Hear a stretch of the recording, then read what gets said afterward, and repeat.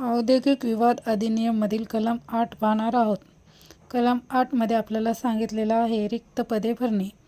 कामगार न्यायालय अधिकरण किंवा राष्ट्रीय अधिकरण यांच्या पीठासीन अधिकाऱ्याचे पद अथवा मंडळ किंवा न्यायालय यांचा अध्यक्ष किंवा अन्य कोणताही सदस्य यांचे पद कोणत्याही कारणामुळे रिक्त झाले तर राष्ट्रीय अधिकरणाच्या बाबतीत केंद्र शासन आणि अन्य कोणत्याही बाबतीत समुचित शासन असे रिक्त पद भरण्यासाठी या अधिनियमाच्या उपबंधानुसार अन्य व्यक्तीची नियुक्ती करील. अशी कारवाई रिक्त पद भरण्यात आले त्या टप्प्यापासून पुढे कामगार न्यायालय अधिकरण, राष्ट्रीय अधिकरणे, मंडळ किंवा प्रकरण परतवते न्यायालय यांच्यासमोर चालू ठेवता येईल.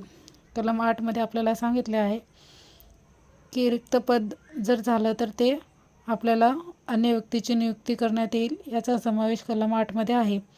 कलम 9 मध्ये सांगितले आले आहे, मंडळे इत्यादी गठीत करणारे आदेश अंतिम असणे. पीठासीन अधिकारी म्हणून कोणत्याही व्यक्तीची नियुक्ती करणारा समुचित शासन किंवा केंद्र शासनाचा कोणताही आदेश कोणत्याही प्रकारे प्रश्नास्पद करता येणार नाही. पीठासीन अधिकारी म्हणून कोणत्याही व्यक्तीची जर आपण नियुक्ती केलेली असेल केंद्र शासनाने किंवा समुचित शासनाने, त्यांचा आदेश कोणत्याही प्रकारे आपल्याला प्रश्नास्पद करता येणार नाही.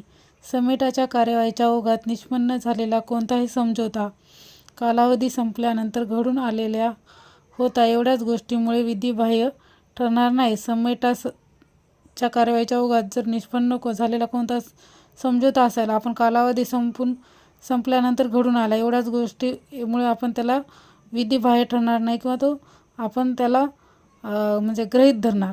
कोणताही समझोता एखादा सदस्य अनुपस्थित राहिला होता एवढ्याच कारणावरून विधिबाह्य ठरणार नाही.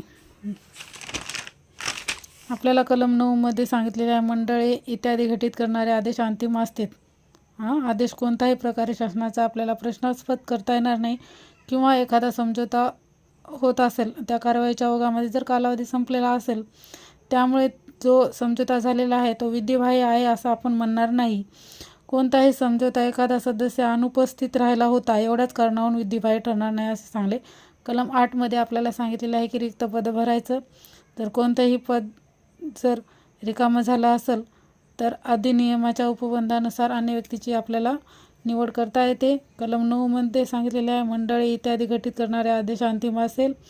पीठासीन अधिकाऱ्यांनी केलेला कोणताही आदेश आपल्याला प्रश्नास्पद करता येणार नाही किंवा कालावधी संपल्यामुळे झाला म्हणून ते विधिबाह्य ठरता येणार नाही किंवा एखादा सदस्य अनुपस्थित असेल म्हणून